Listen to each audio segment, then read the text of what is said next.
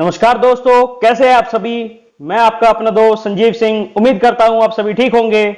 चलिए दोस्तों, आज की कक्षा नंबर 28 के शुभारंभ करते हैं। आज की कक्षा का पहला प्रश्न क्या है? प्रश्न संख्या 581, क्वेश्चन नंबर 581। देखिए क्या पूछता है। Lysimeter is use to measure. यह पूछ रहा है, एक कोई यंत्र है जिसका नाम है लाइसीमीटर। यह पूछ रहा है यह किस लिए इस्तेमाल, किसका मापन के लिए इस्तेमाल किया जाता है, इसे किस क्वांटिटी को नापने के लिए इसका इस्तेमाल होता है। आपके चार option. Option A infiltration, option B evaporation, option C evapotranspiration, option D vapour pressure. दोस्तों इस प्रश्न का सही उत्तर होगा option number C evapotranspiration, यानी कि वाष्प उत्सर्जन। ये वाष्प उत्सर्जन की ये प्रक्रिया आपको पहले पता होना चाहिए। ये होता क्या है, ये एक्चुअली में क्या है, जितना अमाउंट ऑफ वाटर, यानी कि जितनी क्वांटिटी पेड़ कोई भी पौधा अवशोषित करता है जमीन से, जितना पानी लेता है वह उसका संपूर्ण उपयोग नहीं करता, पूरे तरीके से उसका उपयोग नहीं करता। मान लीजिए जितना भी वो पानी लेता है, अगर वह 1 लीटर पानी लेता है तो 1 लीटर में से मात्र 30% पानी का इस्तेमाल करता है, जबकि 70% का पानी वह हवा में वाष्प के रूप में उड़ा देता है। वाटर वेपर के जरिए वह हवा में उड़ जाता है। इसी प्रक्रिया को हम इवेपो ट्रांसपिरेशन कहते हैं, यानी कि वाष्प उत्सर्जन कहते हैं। इसी को नापने के लिए एक यंत्र है लाइसीमीटर, इसका प्रयोग किया जाता है। चलिए दोस्तों अगले प्रश्न की तरफ बढ़ते हैं। प्रश्न संख्या 582, क्वेश्चन नंबर 582। ये क्या पूछता है? Which is the longest rail tunnel in India. दोस्तों इस प्रश्न में देखिए क्या पूछा है। कह रहा है कि भारत का सबसे लंबा रेलवे सुरंग कौन सा है निम्न में से। आपके चार ऑप्शन। ऑप्शन ए करबुड़े, ऑप्शन बी नाथुवाड़ी, option C Pir Panjal, option D टीके। दोस्तों इस प्रश्न का सही उत्तर ऑप्शन नंबर सी पीर पंजाल। पीर पंजाल आपका जम्मू के अंदर स्थित है। जम्मू आपकी जो है अक्टूबर 2019 में केंद्र शासित प्रदेश बनाया गया है, पहले राज्य हुआ करता था, और उसी के अंदर ये पीर पंजाल नामक जो है सबसे लंबा रेलवे का सुरंग है, जिसके जरिए इसे आप बेनिहाल, भारत सरकार के जरिए बनाया गया है। इसे बेनिहाल भी कहते हैं इसको, ठीक है, बेनिहाल टनल भी कहते हैं। चलिए दोस्तों अगले प्रश्न की तरफ बढ़ते हैं। प्रश्न संख्या 583, क्वेश्चन नंबर 583। ये क्या पूछता है? The cells of which tissues are specialised to store fat. यह पूछ रहा है, बताइए वे कौन से उत्तक है या वे कोशिकाएं इसने पूछा है कि फैट को स्टोर करने वाली, यानी कि वसा का संग्रहण करने वाली कोशिकाओं का क्या नाम है। आपके कोशिकाओं का जो टिश्यू होता है, उत्तक है, उसका क्या नाम है। वे कौन से उत्तक हैं जो कि वसा का संग्रहण करते हैं। आपके चार ऑप्शन है। Option A adipose, option B squamous, option C glandular, option D collagen. दोस्तों इस प्रश्न का सही उत्तर होगा option number A adipose. Adipose tissues ही वे टिश्यूज है जो भी आपके शरीर के अंदर जितने भी आप बोलते हैं हमें चर्बी हो गई है, हमारे शरीर पर चर्बी चढ़ गई है, या किसी के शरीर पर चर्बी है, किसी हिस्से पर मांसपेशियों पर चर्बी चढ़ने का मतलब होता है उस पार्ट की, उस जगह की स्किन के नीचे जो सेल्स इकट्ठा हो जाते हैं, जो टिश्यूज इकट्ठा हो जाते हैं, उन्हें हम एडिपोज टिश्यूज कहते हैं। चलिए दोस्तों अगले प्रश्न की तरफ बढ़ते हैं। प्रश्न संख्या 584, क्वेश्चन नंबर 584। ये क्या पूछता है? Which who wrote the novel Robinson cruise. दोस्तों इसने कहा है रॉबिन्सन क्रूज नामक एक जो है नोवेल है, उसके लेखक कौन है। आपके चार option. Option A Salman Rushdie, option B Jonathan Swift, option D Daniel Defoe, option D William Shakespeare. दोस्तों इस प्रश्न का सही उत्तर है option number C Daniel Defoe. चलिए दोस्तों अगले प्रश्न की तरफ बढ़ते हैं। प्रश्न संख्या 585, क्वेश्चन नंबर 585। ये क्या पूछ रहा है? Which of the following Indian sports person is an Indian field hockey player and former captain of Indian hockey team. दोस्तों इसने पूछा है कि बताइए वे कौन से भारत के खिलाड़ी हैं जो पूर्व में भारतीय हॉकी टीम के सदस्य रहे हैं, खिलाड़ी रहे हैं और उसके कप्तान भी रहे हैं। आपके अगले चार option. Option A Pankaj Advani, option B Pullela Gopichand, option C Narain Karthikeyan, option D Dhanraj Pillay. दोस्तों इस प्रश्न का सही उत्तर होगा option number D Dhanraj Pillay. Dhanraj Pillay ji जो है पहले पूर्व में भारतीय हॉकी टीम के कप्तान भी रह चुके हैं और एक बहुत अच्छे खिलाड़ी रह चुके हैं।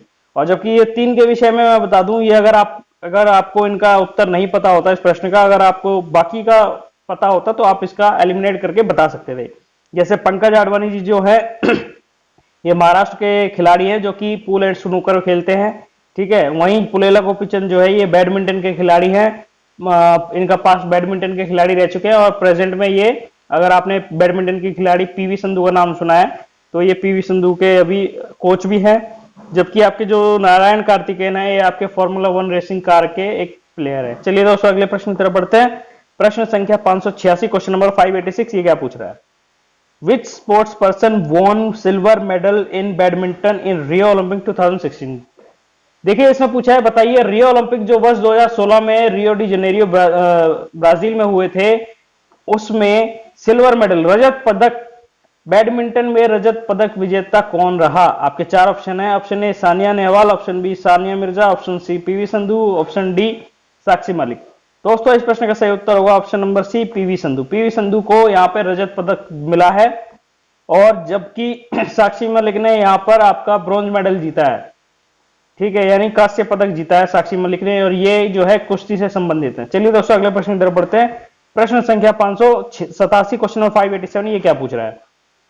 Which nation eliminates from G8 group? इसने पूछा है आपका एक 8 देशों का समूह है जिसे G8 समूह कहते हैं। G8 समूह में से निम्न में से कौन से देश को निष्कासित किया गया या किस देश को इसका हिस्सा बनाने से रोक दिया गया? आपके चार option. Option A Italy, option B Japan, option C Canada, option D USA. दोस्तों इस प्रश्न का सही उत्तर होगा दोस्तों इस प्रश्न में थोड़ा सा मुझे मिस्टेक लग रहा है क्योंकि इस प्रश्न के अंदर ऑप्शन की कमी है, जबकि ये चारों जो हैं ये उसके हिस्सा है, G8 ग्रुप का हिस्सा है, परंतु एक ऑप्शन इसमें गलत, मतलब ऑप्शन वो आंसर वाला इसमें दिया नहीं है। इसमें ऑप्शन में आना चाहिए था रूस, रशिया।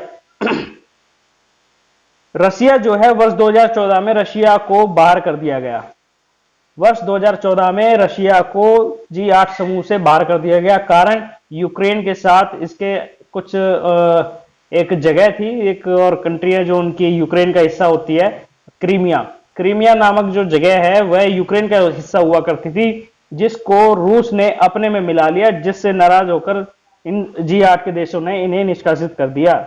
चलिए दोस्तों अगले प्रश्न की तरफ बढ़ते हैं। प्रश्न संख्या 588, क्वेश्चन नंबर 588, ये क्या पूछ रहा है? In the Indian constitution as per fundamental rights abolition of untouchability is a dash. दोस्तों ये पूछ रहा है, बताइए भारतीय संविधान के अंदर जो आपका भारतीय संविधान के अंदर आप सभी को जो मूलभूत अधिकार मिले हैं उनमें एक ये अस्पृश्यता का उन्मूलन किस अधिकार के तहत आता है? जो आपके मूलभूत अधिकार हैं उनके अंदर कई प्रकार के अधिकार हैं, उनमें वही पूछ रहा है जो अस्पृश्यता का उन्मूलन है वह किस प्रकार का अधिकार है? आपके चार option. Option A right to equality, option B right to freedom of religion, option C right against exploitation, option D है राइट टू कॉन्स्टिट्यूशनल रेमेडी। दोस्तों इस प्रश्न का सही उत्तर होगा option number A right to equality, यानी कि बराबरी का अधिकार या समानता का अधिकार। ठीक है दोस्तों। और यदि अगर आपसे ये पूछ लेता है, बताइए अनटचेबिलिटी जो उन्मूलन है, अस्पृश्यता का उन्मूलन जो है वह भारतीय संविधान के किस अनुच्छेद में वर्णित है? इसके विषय में किस में बताया गया? यह आर्टिकल नंबर 17। ये मोस्ट इंपोर्टेंट क्वेश्चन है, ये आपका काफी बार एसएससी और रेलवे में रिपीट हो जाता है। चलिए दोस्तों अगले प्रश्न की तरफ बढ़ते हैं। प्रश्न संख्या 589, क्वेश्चन नंबर 589, ये क्या पूछ रहा है? In which year Goa becomes a state of India? मैं आपको बता दूं, जो भी भारत की आजादी के बाद जितने भी बाहर के जो देश हुआ करते थे, जो दूसरे मान लीजिए दूसरे देश के कब्जे में थे, इनके अंग्रेजों के कब्जे में नहीं थे, उनके विषय से जरूर पूछ सकता है आपसे। जैसे पिछली क्लास में हमारे में पूछा था सिक्किम के बारे में, जो कि उस समय अंग्रेजों के कब्जे में नहीं था, बाद में हुआ वो। और ऐसे ही ये गोवा जो है पुर्तगालियों के कब्जे में हुआ करता था, ये हमारी आजादी के बाद इसको अपने में मिलाया गया। तो वही पूछ रहा है कि बताइए भारत का एक संपूर्ण राज्य का दर्जा गोवा को कब मिला? आपके चार ऑप्शन है। ऑप्शन ए 1987, 1999, 1961, ऑप्शन नंबर 1967। दोस्तों इस प्रश्न का सही उत्तर होगा 1987। 1987 में हमारे प्रधानमंत्री श्री राजीव गांधी जी हुआ करते थे, उनके समय में इसे भारत का संपूर्ण राज्य का अधिकार मिला गोवा को। और जबकि एक प्रश्न और पूछा जा सकता है कि बताइए गोवा को पुर्तगालियों से आजादी कब मिली? यह आजादी मिली थी 1961 में। गोवा को मान लीजिए जब हम 1947 में जब भारत आजाद हुआ था, उस समय भी गोवा जो है पुर्तगालियों की राजधानी बनी हुई थी। गोवा पर पुर्तगालियों का ही राज था, वह भारत का हिस्सा नहीं था। परंतु जब 14 साल बीत गए, 14 साल बाद जब हमें ये फील हुआ, हमें भारत सरकार को ये लगा कि भाई यहाँ पर जो है अंग्रेजों से भी ज्यादा इनके ऊपर जितने नागरिक हैं वहां पर उन पर काफी ज्यादा हैरेसमेंट हो रहा है, उनका बहुत ज्यादा शोषण हो रहा है, तब भारत सरकार जागी और उन्होंने 1961 में एक ऑपरेशन विजय नाम का, ये आपसे पूछा जा सकता है, बताइए ऑपरेशन विजय किससे संबंधित है? गोवा को आजाद कराने के लिए ऑपरेशन विजय, ऑपरेशन विजय नामक चलाया गया था, ठीक है। उसमें 1961 में भारत ने गोवा को आजाद कराया था पुर्तगालियों से। चलिए दोस्तों अगले प्रश्न की तरफ बढ़ते हैं। प्रश्न संख्या 590, क्वेश्चन नंबर 590, ये क्या पूछ रहा है? The charter of fundamental right of Indian constitution are borrowed from which of the following country? दोस्तों ये पूछ रहा है, बताइए कि भारतीय संविधान के अंदर जो आपका मूलभूत अधिकार हैं, भारतीय संविधान में जो मूलभूत अधिकार है वह किस देश से लिए गए हैं? आपके चार ऑप्शन है। ऑप्शन नंबर ए यूएस, यूनाइटेड स्टेट यानी कि अमेरिका की बात कर रहा है। ऑप्शन बी कनाडा, कनाडा से लिया गया, या ब्रिटिश अंग्रेजों से लिया गया, इंग्लैंड से, या आपके फ्रेंच से लिया गया। दोस्तों इस प्रश्न का सही उत्तर होगा USA, United states of America, यानी कि अमेरिका से लिया गया है। और भी आपसे कई चीजें पूछ सकता है अमेरिका से, कौन कौन सी चीजें मैं आपको बता दूं, लगभग 6 चीजें ली गई हैं। जो मोस्टली पूछता है आपका रिटर्न कॉन्स्टिट्यूशन, लिखित संविधान, ठीक है, लिखित संविधान आपका जो है अमेरिका से लिया गया है। सुप्रीम कोर्ट, आपका जो सुप्रीम कोर्ट है, अगर आपसे पूछता है बताइए सुप्रीम कोर्ट कहां से लिया गया, सुप्रीम कोर्ट की जो स्थापना है उसके विषय में कहां से लिया गया है, तो ये भी आपका जो है अमेरिका से लिया गया है। यदि आपको पूछता है सुप्रीम कोर्ट का ही एक और पार्ट होता है जुडिशियल रिव्यू, न्यायिक जुडिशियल रिव्यू, ठीक है, ये भी वहीं से लिया गया है। और भी ऐसे मतलब टोटल ये 6 है जो कि आपसे पूछा जा सकता है। चलिए दोस्तों अगले प्रश्न की तरफ बढ़ते हैं। प्रश्न संख्या 591, क्वेश्चन नंबर 591 क्या पूछ रहा है? Cotton is cultivated in north India state during the dash cropping season. दोस्तों इसने पूछा है, बताइए कपास जो है भारत, उत्तरी भारत में उगने वाली एक फसल है, वह किस मौसम की फसल है? आपके चार ऑप्शन, ऑप्शन ए वह रबी की फसल है, या खरीफ की फसल है, या जायद की फसल है, या शीतकाल की फसल है। दोस्तों इस प्रश्न का सही उत्तर होगा ऑप्शन नंबर बी, खरीफ।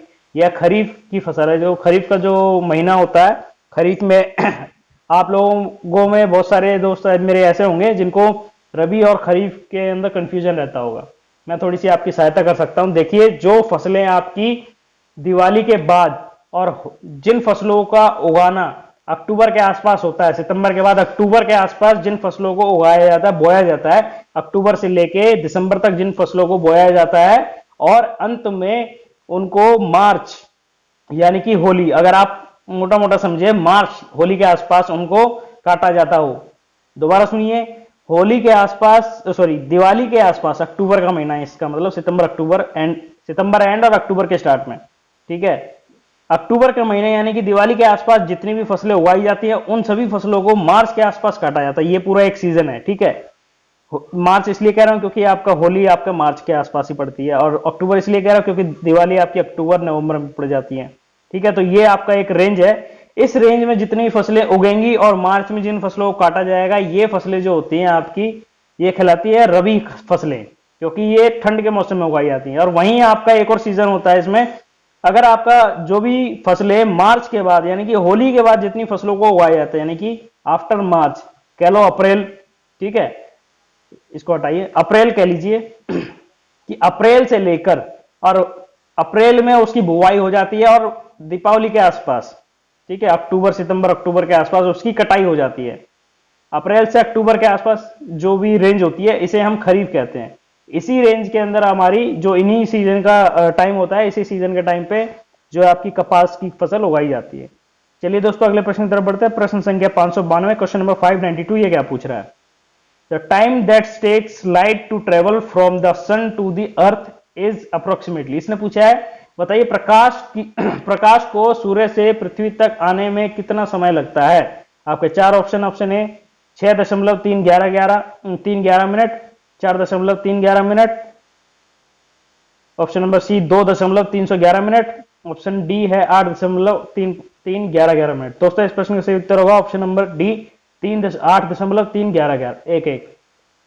मैं इसलिए बता रहा हूं लगभग आप मोटा मोटा मान के चलिए 8 मिनट के आसपास लगते हैं प्रकाश को पृथ्वी तक पहुंचने में, सूर्य से पृथ्वी तक पहुंचने में 8 मिनट का समय लगता है। यदि ऑप्शन में कहीं थोड़ा बहुत ऊपर नीचे हो, जैसे ये 8 दे रखा है, अगर कहीं 6 दे रखा हो, 5 दे रखा हो, तो आप 8 के आसपास लगाएं, यानी कि 7.8 दे रखा हो या 7.9 दे रखा हो, तो आप 8 के आसपास समझ को उसका टिक लगाना।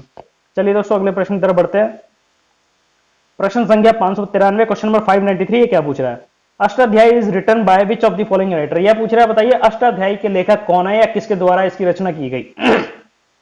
आपके चार option, option A Kalhana, option B Kautilya, option C है पाणिनि, ऑप्शन डी है चरक। दोस्तों इस प्रश्न का सही उत्तर होगा ऑप्शन नंबर सी पाणिनि। महर्षि पाणिनि जो है अष्टाध्यायी, अष्टाध्यायी का मतलब 8 अध्याय, 8 अध्यायों की रचनाएं किसने की? पाणिनि ने।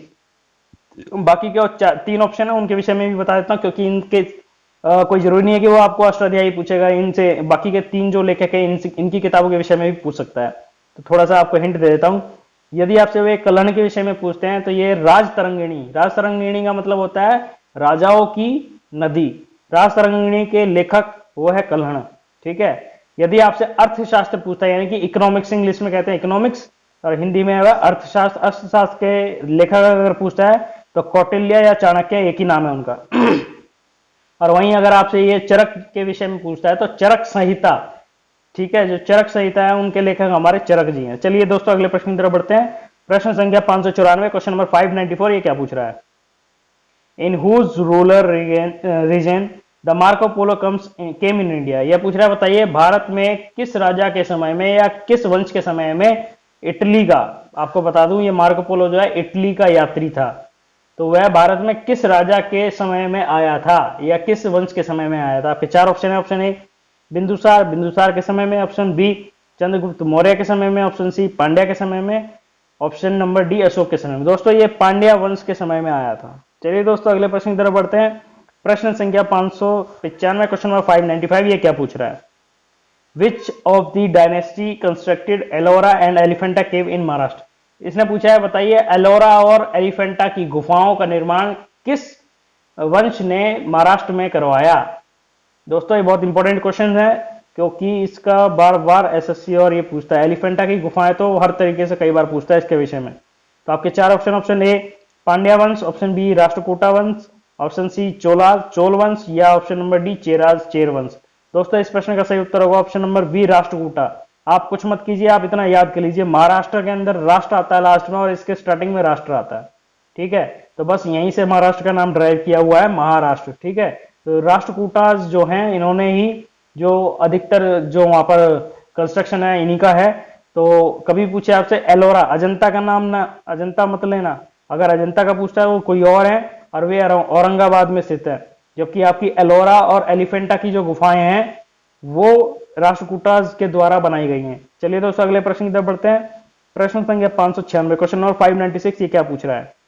Highest mountain peak in India, यह पूछ रहा है भारत में सबसे ऊंची पर्वत चोटी कौन सी है? आपके 4 ऑप्शन, गॉडविन ऑस्टिन, इसे ही हम K2 भी कहते हैं। ठीक है, option B Kanchenjunga, option C Mount Everest, option D Andes. दोस्तों इस प्रश्न का सही उत्तर होगा ऑप्शन नंबर बी कंचनजंगा। आप इसमें कभी कंफ्यूज मत होइएगा, मैं आपको समझा देता हूं, आज आपका एक कंफ्यूजन पूरी तरह से दूर कर देता हूं। भारत में लगभग ये हमें आमतौर पर यह पता होता है, इसका भी नाम सुना है हमने, K2 का नाम, ये K2 है, हमें K2 का भी नाम सुना है, कंचनजंगा का भी नाम सुना है, माउंट एवरेस्ट का भी नाम सुना है।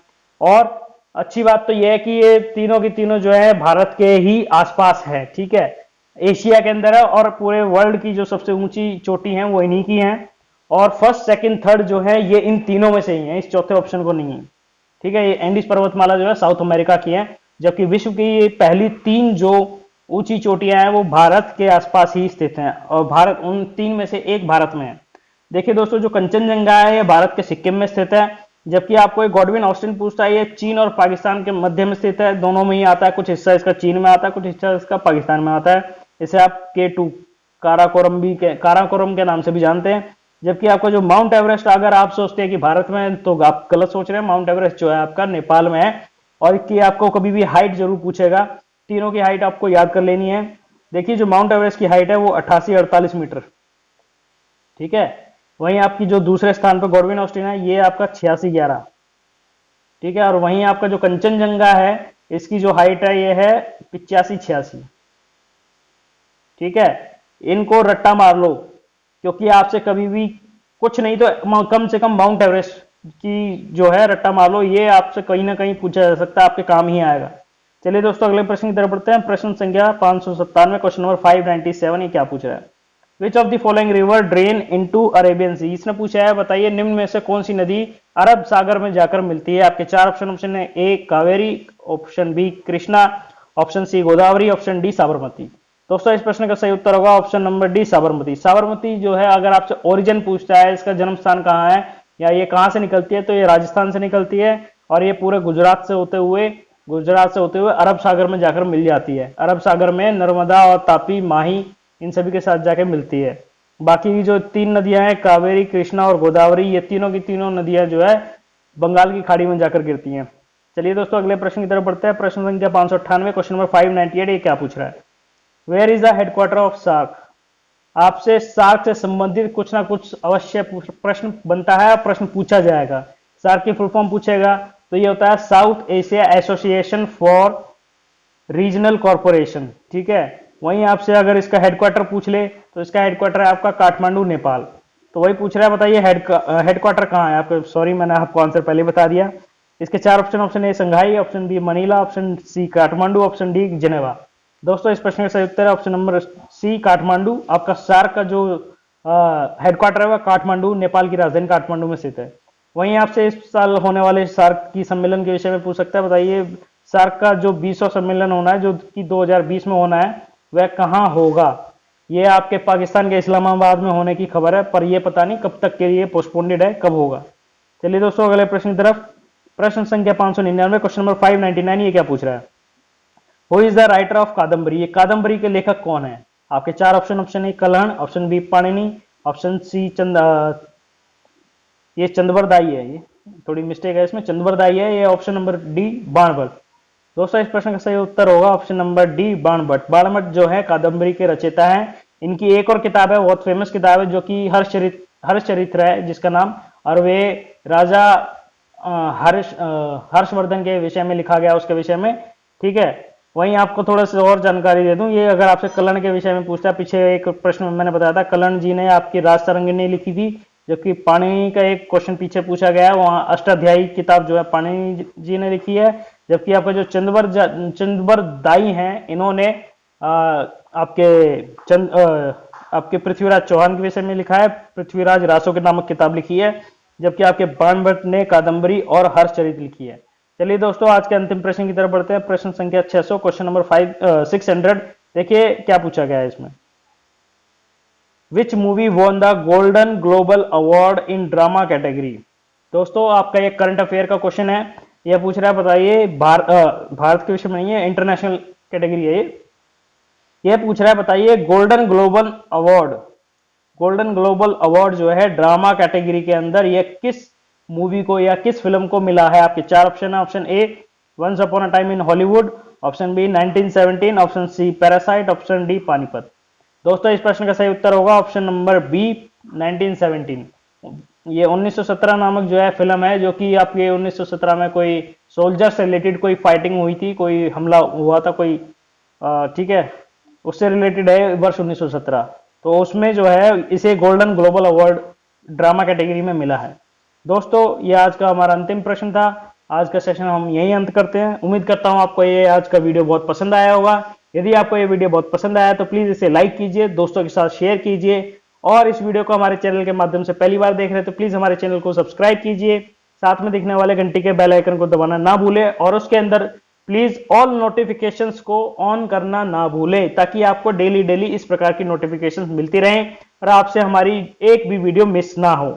दोस्तों आप सभी लोगों का बहुत बहुत धन्यवाद। जय हिंद, जय भारत। Thank you.